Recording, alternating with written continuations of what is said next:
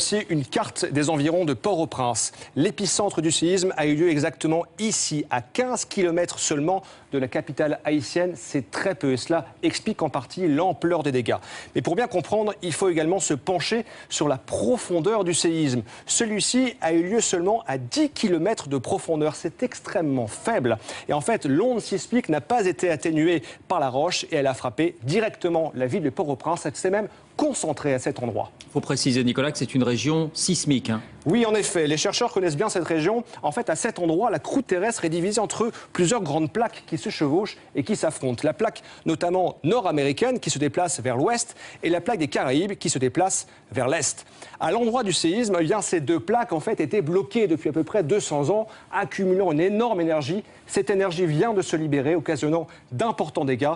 Et la faille en fait, vient de se libérer sur 50 km de long. Est-ce qu'il y avait un signe ou des signes précurseurs? Non, aucun signe précurseur.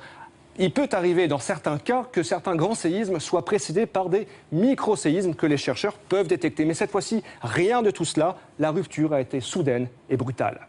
Merci Nicolas Châteauneuf. Le sort semble s'acharner sur Haïti, première république noire.